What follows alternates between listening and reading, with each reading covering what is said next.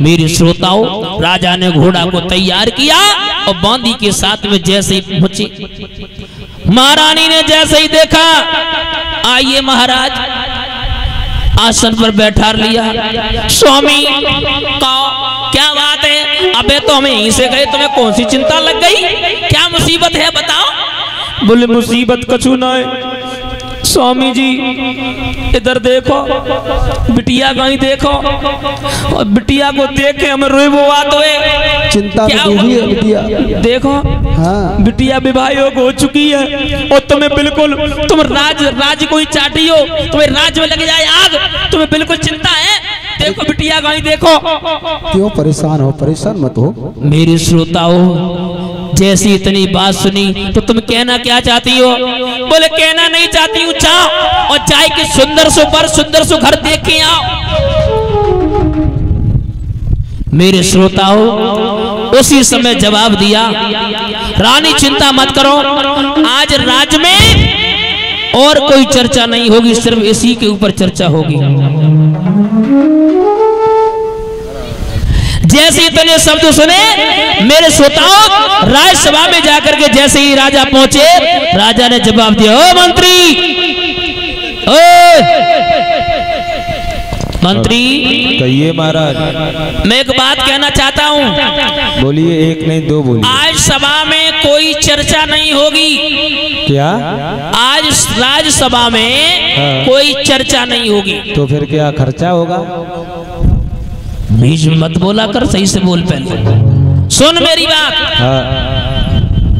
मेरी जो पुत्री है ना रुक्मणी, तुम्हारी पुत्री गुड़ीमुड़ी, हमें ये लगता है, हमें लगा नशा में है का? नहीं, नशा बिल्कुल नहीं करत महाराज। मंत्री, कहिए। मेरी जो रुक्मणी है ना, हाँ, तुम्हारी बिटिया रुक्मिणी। हाँ। अच्छा, अब वो विवाह योग हो चुकी है, उसके लिए सुंदर से बर की तलाश है। बर? हाँ। महाराज पीपल चल जाएगा। पागल हो गया क्या? क्यों? मैं उस बर की बात नहीं कर रहा हूँ, तो मैं बात कर रहा हूँ, मेरी बिटिया विवाह योग हो चुकी है, उसके लिए सुंदर से दूल्हे की आवश्यकता है। अच्छा, गैस चूल्हा की। हाँ। गैस चूल्हा की जरूरत है। पागल हो गया? सुंदर से लड़के की जरूरत है। चलो लड़का ढूंढ दिए। अब क्या बताओ? पूछो। तुम्हारी रुक्मिणी कल परसों जब हम आए थे तब छोटी हती घूम रही थी, नाक धरे घूम रही थी, इतनी जल्दी बड़ी है गई? बिल्कुल बिल्कुल। कौन से चक्की को आटा खवाए दो? अच्छा, मूछे न करे, आई देखो मोटी है गई है। मंत्री, कहिए महाराज। तुम्हारी निगाह में कोई सुंदर सा बर हो तो बताओ। सुंदर सा बर? हाँ है महाराज। कोई हो बताओ महाराज। हाँ। तुम्हारी बिटिया की उम्र कितनी है गई? बिटिया की उम्र है 18 साल, तो लड़का 20 साल का होना चाहिए। 20 साल का? बिल्कुल। और 5-5 साल के महाराज 4 ढूंढ दे तो कैसे? मंत्री बिल्कुल पागल हो गया क्या? क्यों? मेरी बिटिया की गुड्डा गुड़ियों का खेल खेलेगी? सुन ले पहले महाराज, अल्लाह नहीं। बोलो। अगर एक मर गया, हाँ, और वो छोड़ो, एक जैसे पानी भर रहा, दूसरा सानी लगा देगा। हाँ, एक कंडा लकड़ियां ले है महाराज, एक पाए दबाई दे करे। मंत्री तो बिल्कुल पागल हो गया क्या? तेरी कोई सुंदर निगाह में हो तो बता। महाराज हाँ, एक नहीं 2-4 लड़के हैं। बताओ।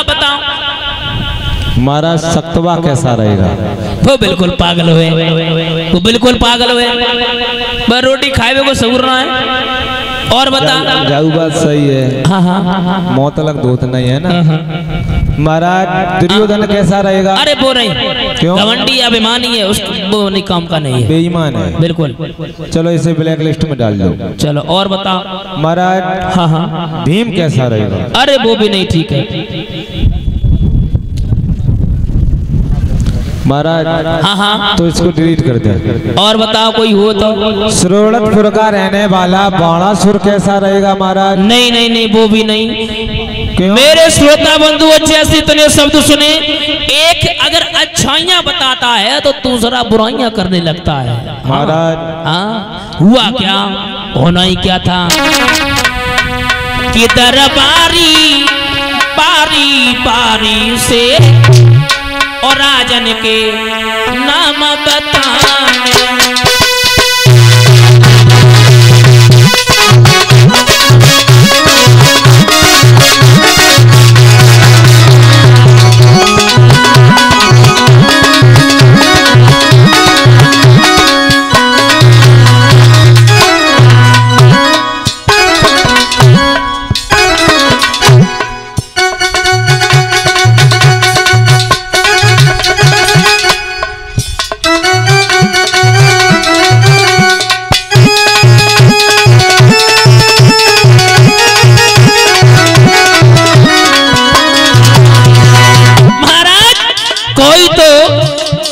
गुड़ बताता है तो कोई अवगुण बताने में लग जाता है।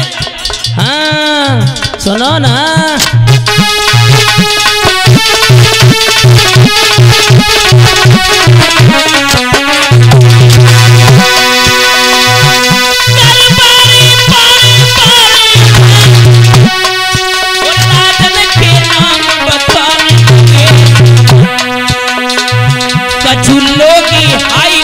लोगन के बुढ़ी अवगुण और बताने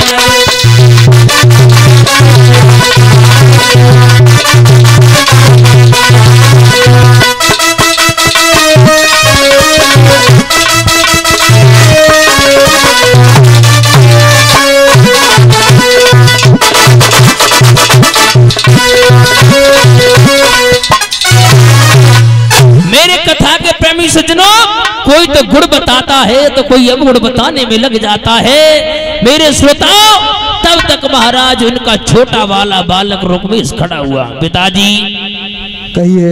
अगर मैं बता दूं बहन जी के लिए तो कैसा रहेगा? बहुत अच्छा रहेगा। तुम्हारी नजर में है कोई सुंदर? बिल्कुल बिल्कुल बिल्कुल। बताओ। द्वारकाधीश भगवान कन्हैया कैसे रहेंगे? जैसे ही महाराज भगवान कन्हैया का नाम सुना, सभा में ताली बजने लगी। बजाए दो ताली। हाँ। जैसे ही इतने शब्द सुने, शब्द सुनने के बाद में महाराज सभा में तालियां बज रही थी, तालियां बज रही थी। तब तक महाराज उनका बड़ा वाला बालक रुकुम का मरने वाले बूढ़े बाप, ये भरे दरबार में तालियों की गड़गड़ाहट की आवाज कहां से आ रही है? क्यों आ रही है? बेटा है तुम्हें ये पता होना चाहिए, तुम्हारी बहन है रुक्मिणी। उसके लिए सुंदर से वर की तलाश थी। किसी ने बेटा किसी को बताया, किसी ने बाणासुर को बताया, किसी ने दुर्योधन को बताया, लेकिन तुम्हारा ये छोटा वाला भाई है ना, इसने बताया है द्वारकाधीश भगवान कन्हैया को। किसने? इसने? क्यों रे? 2.5 किलो खाता है सुबह रवा का हलवा, तेरी मत्ती बोरा गई। पिताश्री, मैं बड़ा पुत्र हूँ आपका। हाँ हाँ, तो ये फर्ज मेरा है। हाँ हाँ, क्योंकि आपकी उम्र बुढ़ापे की हो गई है। हाँ हाँ, और मैं अपनी बहन की शादी के लिए अपना स्वयं वर चुनेंगे। और मेरी नजर में बेटा का है भी। मेरी बात सुनो। हाँ कहिए। देखो, पहली बात तो ये है कि द्वारकाधीश भगवान कन्हैया के बारे में अब शब्द मत बोलो। उसी समारोह को बोला, बूढ़े बाप तुम बूढ़े हो गए, तुम्हें कल की घोड़ी भी बूढ़ी हो चुकी है। द्वारकाधीश कन्हैया के साथ में सखियों के चीर चुराता रहा, माखन लूट लूट के खाता रहा। ना तो जे पता है किसने जन्म दिया, किसने पाला। ना ना ना, ओ बूढ़े बाप,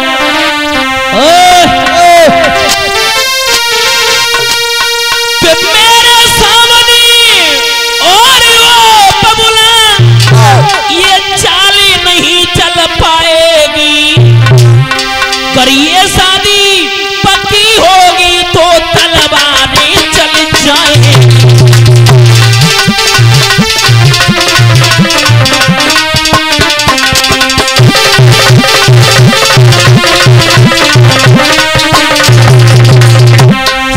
ये शादी नहीं होगी। शादी यही होगी। बूढ़े बाप, मेरी बात मानो, काहे परेशान हो रहे हो? तुम्हारी चलेगी नहीं, और मैं अपनी बहन की शादी बिल्कुल नहीं। काहे तो पागल हो गए हो बूढ़े बाप?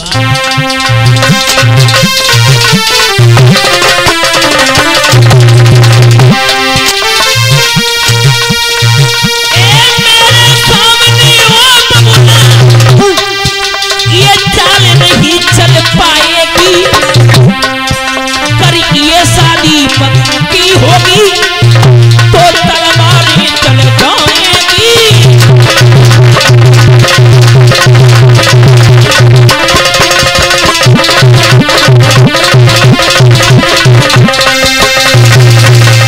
मेरे कथा के प्रेमी सज्जनों, जवाब दिया ये चाल बिल्कुल नहीं चलने वाली। उसी समय महाराज भीष्म कहने लगे, बेटा बेटा एक बात कहे लाला। बताओ। देख अबे तो शादी कोई क्लियर तो भाई ना तेरे भैया ने बताई दे। अगर तेरी निगाह में कोई हो, तेरी निगाह में अगर कोई हो तो बता बेटा। पिताश्री, हाँ, मेरे नजर में बहुत सुंदर सा एक लड़का है, यानी वर है। कोई है? कोई नहीं है। वो कौन सा है? कोई हो तो बता। वो महाराज चंदेली के रहने वाले दम घोष का पुत्र, हमारा मित्र यानी हमारा साला सुषपाल है। बिल्कुल पागल हो गया, बिल्कुल पागल हो गया। क्यों पागल हो गया? तेरा वो साला है, हाँ। और उसके साथ में अपनी बहन। साला नहीं, बहुत पैसे वाला है, दिमाग वाला है, घर वाला है, घोड़ी मकान बंगला है। पिताश्री बहन परे परे ऐश करेगी। बेटा हाँ। एक बात कहें, एक नहीं, मेरे कोई 10-20 बिटिया नहीं है लाला। हाँ। एक काम करो, बताओ। द्वारकाधीश भगवान कन्हैया के साथ में शादी हो जाने दो लाला। बिल्कुल नहीं होगी, बिल्कुल। बेटा अगर द्वारकाधीश कन्हैया आएंगे ना, हाँ तो यहाँ पर लाठी चल जाएंगी। बेटा, हाँ, राइफलों की नली और खून की नदियाँ बह जाएंगी। बेटा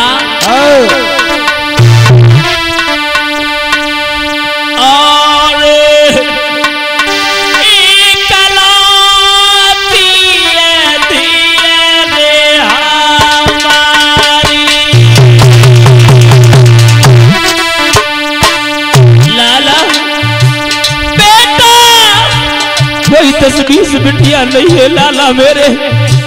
एक बेटी है, बड़े प्रेम से मैंने पाली लाला।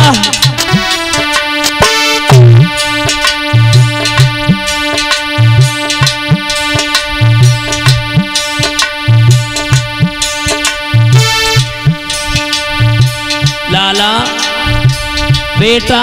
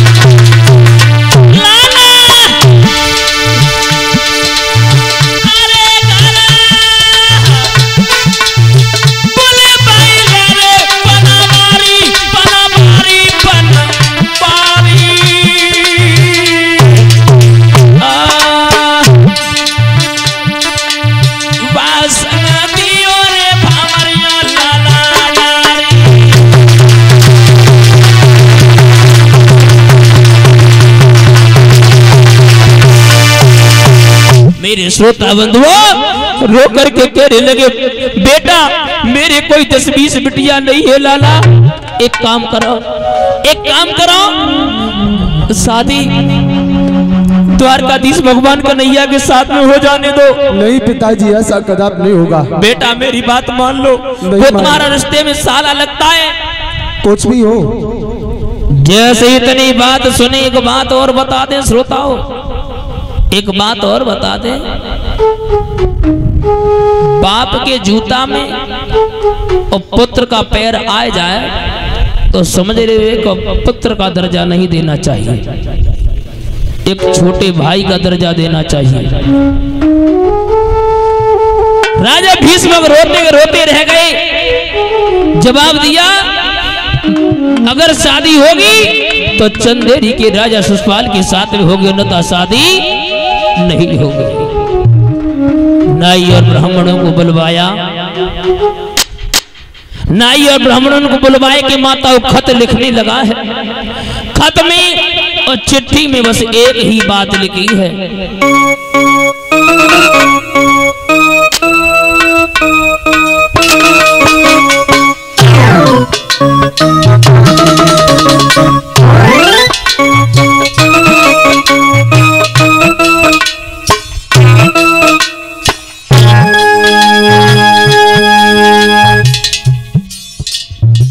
चिट्ठी में खत में एक ही बात लिखी। क्या लिखी? इधर देखा,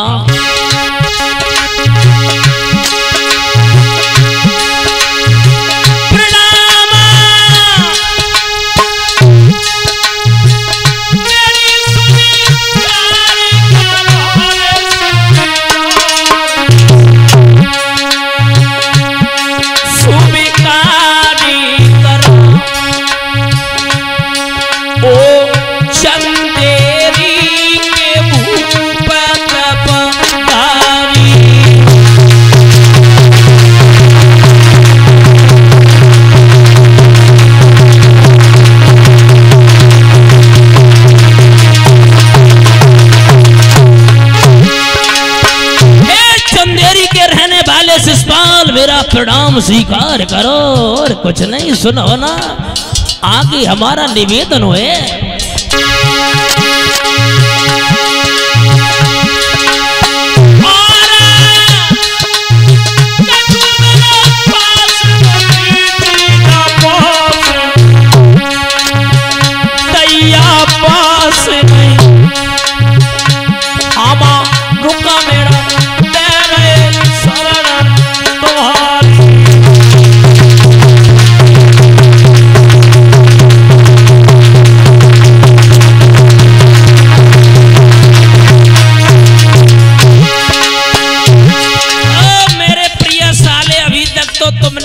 जीजा कही, अब तुम कही शर्म वाली बात ना। हाँ हाँ, एक काम करो, मेरा प्रणाम स्वीकार करो और कछु मेरे पास में नहीं है, सिर्फ मैं अपनी बहन की शादी तुम्हारे साथ में करना चाहता हूं। और लिखा, क्या लिखा?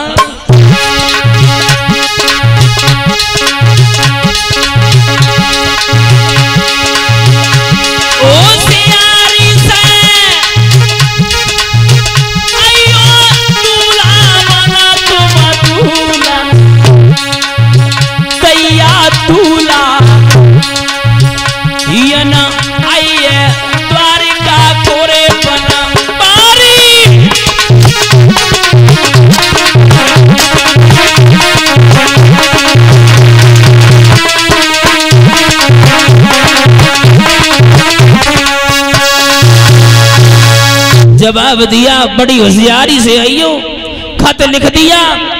और खत लिखने के बाद मेरे कथा के प्रेमी सज्जनों, उसी समय महाराज खत बंद कर दिया। पंडित जी को बुलाया, पंडित जी आओ, ये खत लेके जाओ।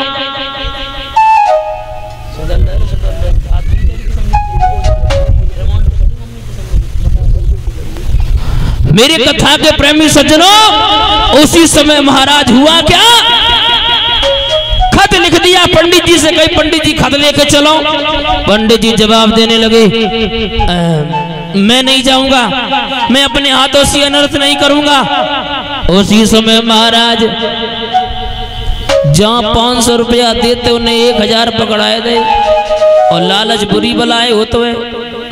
पंडित जी ने नाई ब्राह्मण ने खत लो लंबे भाई, जैसे ही आगे की ओर बढ़े, आगे की ओर जैसी बढ़ करके देखा है तो मेरी कथा के प्रेमी सज्जनों, श्री सुखदेव मुनि समझाने लगे, हे राजन परीक्षित, खत जैसे ही पहुंचा है शिशुपाल के पास में, मन में विचार किया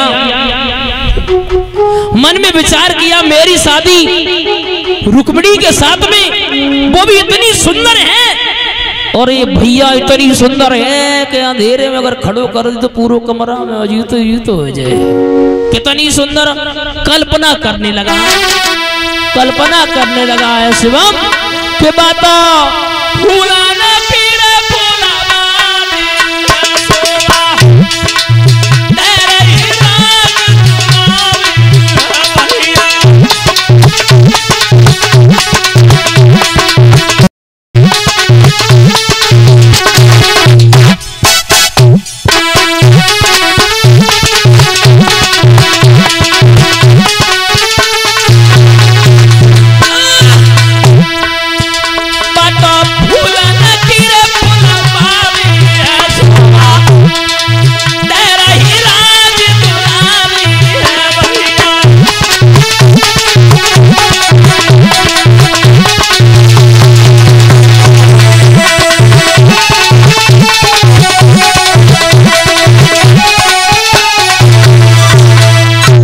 विचार करने लगा। शिशुपाल भैया इधर से तो दक्षिणा काफी दी थी और उधर से और दक्षिणा मिल गई। अब तो महाराज